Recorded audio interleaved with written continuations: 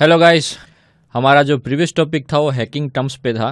हमने देखा था कि साइबर सिक्योरिटी क्या है, इंफॉर्मेशन सिक्योरिटी क्या है, ट्रिपल ए क्या है, CIA क्या है। तो ये छोटे छोटे जो टर्म्स जो है, टर्म्स एंड कंडीशंस के टर्म नहीं, ये ऐसे टर्म्स है जो वर्ड्स यूज़ होते हैं जनरली साइबर सिक्योरिटी की फील्ड में। ऑथेंटिकेशन, ऑथोराइजेशन, ये सब सारे ये वर्ड्स होते हैं। वनरेबिलिटीज़, ठीक है। तो हमको ये जानना ज़रूरी था ताकि फ्यूचर में अब कहीं पे भी आप ब्लॉग्स पढ़ें, रिसर्च पेपर अगर आप कोई पढ़ रहे हो या बना रहे हो या फिर कोई ऐसी ऑर्गेनाइजेशन में जाते हो या कंपनीज में जाते हो, तो कोई टर्म्स जो परफेक्ट टर्म्स जो यूज़ होते हैं, अगर आपको उसका मीनिंग नहीं पता तो आपको पता नहीं चल पाएगा कि कहने का मतलब क्या है। भले ही आपको टेक्निक्स आती हो, आपने अपनी लैंग्वेज में अपने माइंडसेट के हिसाब से आपने फाइंड किया हो कि कैसे मैंने एरर फाइंड की, तो एरर को बग बोलना, एरर को वनरेबिलिटी बोलना, वो साइबर सिक्योरिटी फील्ड के अंदर अलग होता है। सो हमने टर्म्स देखे हैकिंग के अंदर। आज का जो टॉपिक है अभी का, वो है मेटास्प्लॉइट। अब मेटास्प्लॉइट क्या है मैं वो बता देता हूं, लेकिन ये जो वर्ड है ना, उसका कोई डेफिनेशन नहीं है। इसका डेफिनेशन ही, इसका सीधा यूज से ही इसका डेफिनेशन पता चलता है। अब मेटास्प्लॉइट जो है, जैसे आप विंडोज ऑपरेटिंग सिस्टम है, लिनक्स के प्लेटफॉर्म पे जो उसके बेसिस पे हैं, जो के उबंटू, एल उबंटू, सिर्फ उबंटू जो नाम आप सुन रहे हो, तो वो जो सारे प्लेटफॉर्म जो लिनक्स के हैं, तो वो एक ऑपरेटिंग सिस्टम कहलाते हैं। तो वैसे ही एक मेटास्प्लॉइट जो है वो एक टूल है। वो एक ऑपरेटिंग सिस्टम भी अगर आप बोलना हो तो कंडीशन में नहीं बोल सकते, लेकिन एक टूल है जिसकी मदद से हम पेलोड भी क्रिएट कर सकते हैं, हम उसको एक्सप्लॉइट भी कर सकते हैं। ठीक है ना। पेलोड क्या है, एक्सप्लॉइट क्या है, हमने वो हमारे प्रीवियस टर्म्स में देखा था और हमारे पास लिंक डिस्क्रिप्शन में भी है। आप जाके पूरे डाउनलोड भी कर सकते हो। पूरे टर्म्स एंड टर्मिनोलॉजीज है, हैकिंग फील्ड के अंदर यूज़ होते हैं, तो आप उनकी मदद से भी अगर आपको याद ना हो तो आप डाउनलोड करके आप पढ़ सकते हो। तो मेटास्प्लॉइट एक टूल है जिसको फ्रेमवर्क बोला जाता है। ठीक है ना। Ruby based penetration testing platform है। पेनिट्रेशन टेस्टिंग एक ऐसा फील्ड है जहां पे हमको टेस्टिंग पर्पस, जैसे QA टेस्टिंग जो होता है ना, मैंने आपको अगर आप कोई फील्ड पे जाते हो, सॉफ्टवेयर डेवलपमेंट की या सॉफ्टवेयर फील्ड पे जाते हो, तो वो डेवलपमेंट वेबसाइट होने के बाद टेस्टिंग पर्पस पे जाता है। तो सेम कंसेप्ट इधर है कि हमको वेबसाइट के अंदर वनरेबिलिटीज फाइंड करनी होती है, कौन कौन सी जगह से वनरेबिलिटीज आती है और उसके रिपोर्ट निकालने होते हैं, जिसको पेनिट्रेशन टेस्टिंग प्लेटफॉर्म बोलते हैं। तो मेटास्प्लॉइट एक ऐसा टूल है, उसको फ्रेमवर्क भी बोलते हैं, जहां पे हम ये टेस्टिंग कर सकते हैं और एक्सप्लॉइट भी परफॉर्म कर सकते हैं, या और पेलोड भी क्रिएट कर सकते हैं। जैसे मोबाइल हैकिंग आ गया, विंडोज हैकिंग आ गया, ठीक है ना। कोई भी हैकिंग फील्ड का अगर कोई पेलोड क्रिएट करना हो तो हम इस मेटास्प्लॉइट फ्रेमवर्क से मेटास्प्लॉइट फ्रेमवर्क के मदद से हम कर सकते हैं पेलोड्स क्रिएट करना। सो वनरेबिलिटीज फाइंड करना भी मेटास्प्लॉइट के थ्रू होता है। अगर आपको कोई नेटवर्किंग सिस्टम के अंदर या फिर रिमोट लोकेशन पे अगर आपने टारगेट सिस्टम को एक्सेस किया है, तो ये मेटास्प्लॉइट की मदद से आप एक्सेस भी कर सकते हो, उनके अंदर से मॉडिफिकेशन भी कर सकते हो, डेटा को डिलीशन भी कर सकते हो, डेटा को शो भी कर सकते हो। ये एक प्रकार का ऐसा फ्रेमवर्क है। अब फ्रेमवर्क क्या है, इन द सेंस के अगर आपको नॉर्मल टर्म में जानूं तो फ्रेमवर्क जो ऐसा कंसेप्ट है कि फॉर एन एग्जाम्पल के मान लो आप चाय बना रहे हो, तो चाय बनाने के टाइम पे आपको दूध चाहिए, चीनी चाहिए, चाय पत्ती चाहिए, गैस चाहिए, ठीक है ना। अगर थोड़ा सा पानी डाल दो तो पानी चाहिए। हर बार जब आप बनाते हो तो यही एक सेम मेथोडोलॉजी अगर आप यूज कर रहे हो, तो पहले आप दूध, फिर चीनी, चाय, ये चाय पत्ती, ऐसे अगर सीक्वेंस में अगर कर रहे हो, तो कहीं ना कहीं एक ऐसा टाइम आएगा जहाँ पे आपने सीक्वेंस को डिसेबल कर दिया होगा। मतलब कभी दूध की जगह, कभी चाय पत्ती की जगह, कभी चीनी डाल दिया सबसे पहले, ठीक है ना। तो ये कंसेप्ट होता है। लेकिन अगर आपको मैं कंसेप्ट बोलूं कि एक छोटा सा एक जार ले लो जहां पे हर एक मात्रा में चाय, चीनी, ये दो चीज जो है, ठीक है ना, हर एक मात्रा में सेम हो, तो आप जब भी यूज करोगे तो वो मात्रा जो है वो सेम ही आएगी, ठीक है ना, भले ही आप सीक्वेंस में भूल गए हो। तो फ्रेमवर्क ऐसा है कि सबका same concept, payload, exploit, vulnerabilities find करना, एक्सेस करना, ये हर एक चीज जो है एक ही टूल के अंदर यूज हो जाता है, जिसकी मदद से हम ये मेटास्प्लॉइट को ज्यादा प्रीफर करते हैं। तो आपको कोई चाय पत्ती का डब्बा अलग से करने की जरूरत नहीं है, दूध और लिक्विड को साइड में छोड़ना, चाय चीनी का डिब्बा अलग करने की जरूरत नहीं है, चाय मसाला के डिब्बा अलग करने की जरूरत नहीं, सब कुछ एक ही जार में आ गया और वही जार को आप एक मात्रा में ले लो और यूज करो, तो सेम कंसेप्ट इधर है। आपको पेलोड, एक्सप्लॉइट, वनरेबिलिटीज, हर एक चीज जो अलग अलग कहीं फाइंड करने की जरूरत नहीं है, सारा का सारा मेटास्प्लॉइट में आ गया। तो मेटास्प्लॉइट ये काम करता है। हम देखेंगे जब मोबाइल हैकिंग का कंसेप्ट आएगा तो हम मेटास्प्लॉइट यूज करेंगे, कैसे हम पेलोड क्रिएट करते हैं और पेलोड करने के बाद कैसे हम टारगेट सिस्टम पे एक्सेस करके उनका डेटा कैसे एक्सेस कर लेते हैं थ्रू मोबाइल एंड्रॉयड फोन। ठीक है, सो आज हम जान लेते हैं कैसे मेटास्प्लॉइट इंस्टॉल किया जाता है। ठीक है ना, जनरली लिनक्स काली ऑपरेटिंग सिस्टम जो है वहाँ पे बेसिकली मेटास्प्लॉइट इनबिल्ट ही आता है। लिनक्स ऑपरेटिंग सिस्टम में ज़्यादातर इनबिल्ट ही आता है, लेकिन अगर विंडोज़ की बात की जाए या फिर अलग से अगर आपको यूज़ करना हो तो मेटास्प्लॉइट अलग से आता है। देखते हैं कैसे यूज़ होता है मेटास्प्लॉइट डाउनलोड। ठीक है, अब मेटास्प्लॉइट डाउनलोड करना है तो रैपिड 7 ने ये डिफाइन किया। ठीक है ना, तो आप ज़्यादातर गिटहब से भी डाउनलोड कर सकते हो या फिर दूसरी कोई ऐसी एप्लीकेशंस होती है। ये गिटहब अगर मैं निकाल दूं, मान लो कि मैं अगर इसको डुप्लीकेट बना दूं और यहाँ से मैं गिटहब निकाल देता हूँ,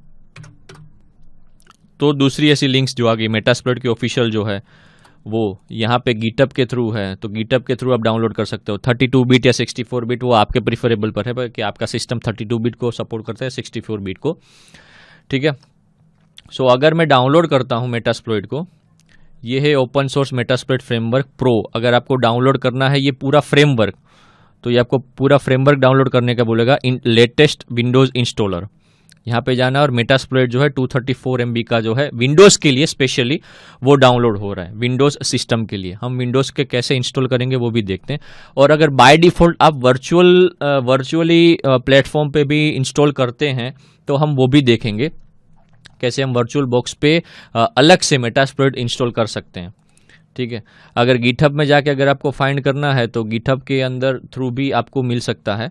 आपको जनरली उनका जो फ्रेमवर्क का जो इंस्टॉलेशन होता है वही आपको डाउनलोड करना है।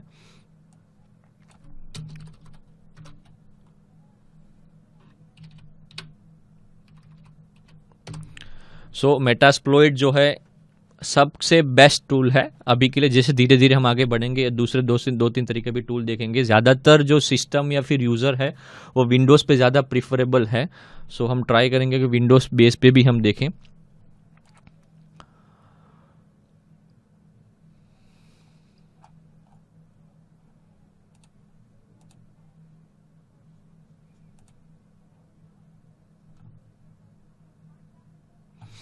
ये जो डाउनलोड हो गया मेटास्प्लॉइट लेटेस्ट, ये यहाँ पे वो हम देखेंगे कैसे हम इसको इंस्टॉल कर सकते हैं विंडोज़ प्लेटफॉर्म पे। लेकिन विंडोज़ प्लेटफॉर्म पे अगर इंस्टॉल करते हैं तो एंटीवायरस जो है वो ब्लॉक करता है, सो हमको ये भी ध्यान रखना है कि एंटीवायरस जो है ऑफ रहे।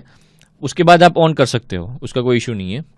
काली ऑपरेटिंग सिस्टम के अंदर वो बाय डिफ़ॉल्ट रहता है।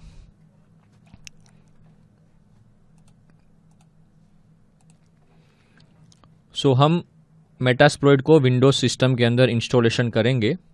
तो सबसे पहले हम विंडोज़ सिस्टम के इर्द गिर्द जो भी सीक्वेंसेस हैं हम उसको डिलीट कर देते हैं ताकि हमारा जो मेटास्प्लॉइट है वो डाउनलोड हो।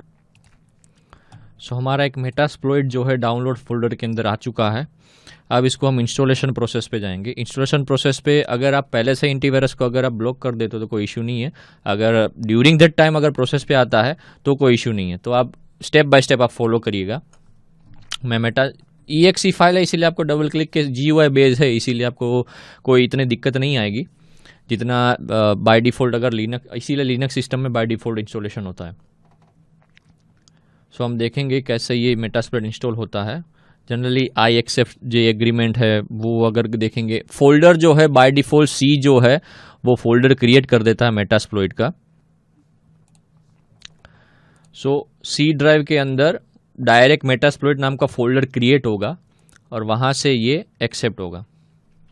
ठीक है, अब यहाँ पे एक एरर आई कि antivirus software has been detected. इसका मतलब ये होगा कि एंटीवायरस जो सिस्टम है आपकी वो विंडोज़ में ब्लॉक करी है। तो हमको क्या करना पड़ेगा कि टेम्पररी बेसिस के लिए, सिर्फ और सिर्फ टेम्पररी बेसिस के लिए एंटीवायरस का जो कामकाज है वो बंद करना पड़ेगा थोड़ी देर के लिए। Sorry, Windows security, virus and protection,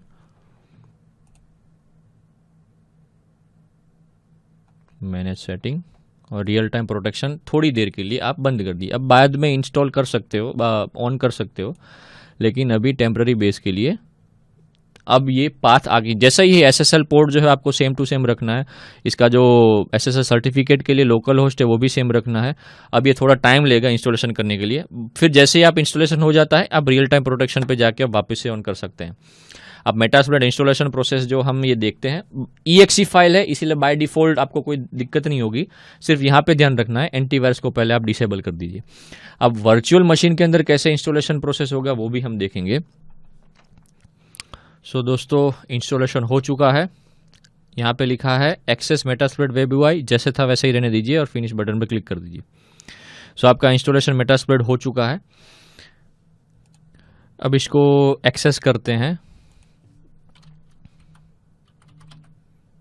Metasploit console app, जहां पे ये .exe हमको वो एक्सेस नहीं करना है, हमको एक्सेस करना है Metasploit console app. Metasploit console start होगा। ये ज़्यादातर UI बेस नहीं है, कंसोल बेस ही है। सिर्फ आपको बटन क्लिक करने के लिए या दिखाने के लिए ये आपको UI बेस दिखाता है, ताकि आप स्क्रीन पर देख सको। बाकी हर एक काम जो है कमांड बेस पे ही होता है, चाहे आप विंडोज़ पे यूज़ करो चाहे लिनक्स पे यूज़ करो। तो सिस्टम स्टार्ट हो रही है। स्टार्ट होने के बाद इसके थ्रू हम पेलोड क्रिएट कर सकते हैं, एक्सप्लॉइट कर सकते हैं, एक्सेस ले सकते हैं, वनरेबिलिटीज फाइंड करने, स्निफिंग यूज़ कर सकते हैं। बहुत सारे ऐसे टेक्निक्स जो है वो मेटास्प्लॉइट के थ्रू हम यूज़ कर सकते हैं। सो मेटास्प्लॉइट इंपॉर्टेंट है। हम काली ऑपरेटिंग सिस्टम में भी देखेंगे।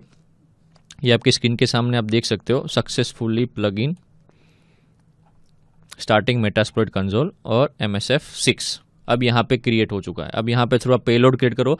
हमारा जब मोबाइल हैकिंग का टॉपिक आएगा तब हम इसका यूज़ करेंगे, लेकिन अभी के लिए सिर्फ आप इंस्टॉलेशन प्रोसेस और मेटास्प्लॉइट क्या है वो देख लो। जैसे हम अगर काली ऑपरेटिंग सिस्टम अगर जानेंगे, काली को ऑपरेटिंग सिस्टम ओपन करते हैं।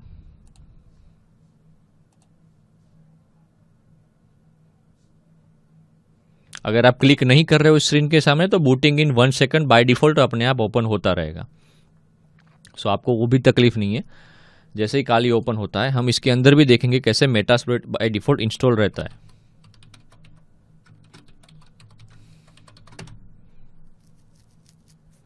सो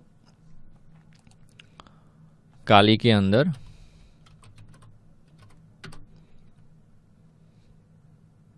ये है MSF कंसोल। अगर आप कोई लिनक्स ऑपरेटिंग सिस्टम यूज़ कर रहे हो तो वहाँ पे आपको MSF कंसोल कमांड टाइप करना है, जिसकी मदद से metasploit.com ये जो देख रहे हो आप, मेटास्प्लॉइट ओपन हो गया।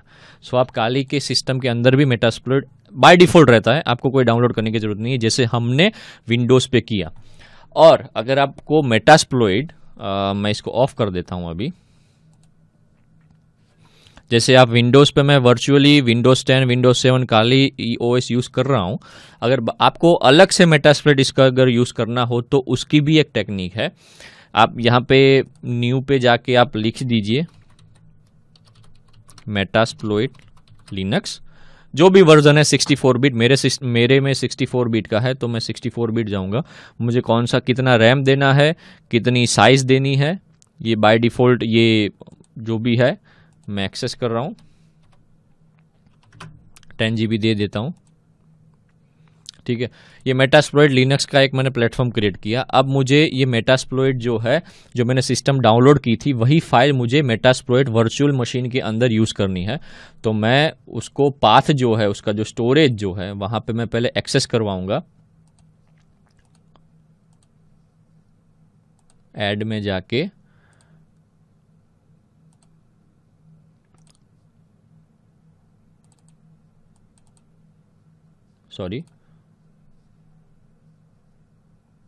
जो मेटास्प्लॉइट लिनक्स VDI वर्जन जो है, वो वर्जन को मैं चूज़ करूँगा और ओके कर दूँगा। अब मैं इसको स्टार्ट करता हूँ।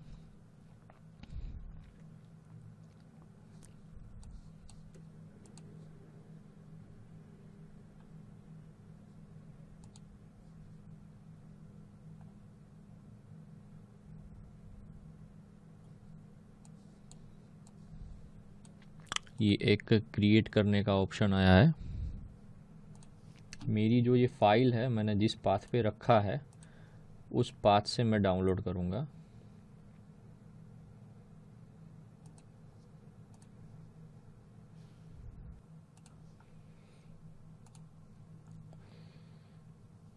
नो बूटेबल मीडियम फाउंड, मतलब ये एक्सेस नहीं कर पा रहा है। हम वापस से ट्राई करते हैं कैसे, जिस पाथ से हमने डाउनलोड किया था उस पाथ से हमको VDI वाला जो वर्चुअल डिस्क वाली जो इमेज है हमको मेटास्प्लॉइट के इस पाथ पे जहाँ से हमको एक्सेस करना है वहाँ पे हमको पाथ को सिलेक्ट करना है।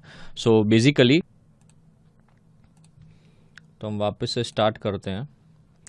उसका जो पाथ जो है, पाथ की एरर जो है हम वो देखेंगे। Just 1 minute.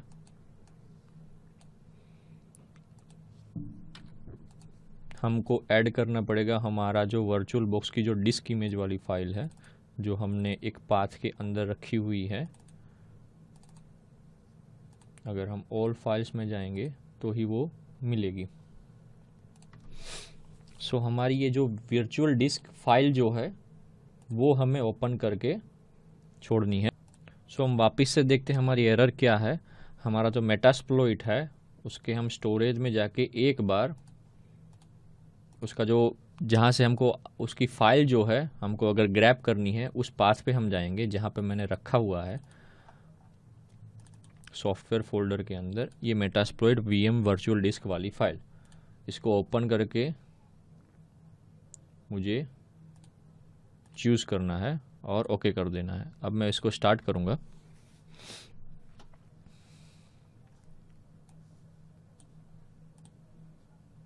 ये मेटास्प्लॉइट अब फ्रेमवर्क अब स्टार्ट हो रहा है।